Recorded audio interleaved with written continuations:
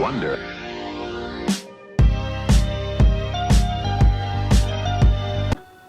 You already know what time it is. Don't act like you don't. I got another one for you, okay? This one we're gonna be going back to those vintage, those distressed vibes, cause they still popping, and I think they're here to stay. But you know what? That's a conversation for another time. But it got me wanting to figure out how to make that look, how to get that cracked leather look. I'll show you some photos of what the inspiration was, what I wanted to do. But I think we ended up with a nice little two-in-one, right? It kind of reminds me of the Japanese art kintsugi. I think I might be butchering that, but you know what I'm talking about. Kintsugi is like when you repair broken pottery, and I think it's typically with like gold. Looks super cool. Show you photos again.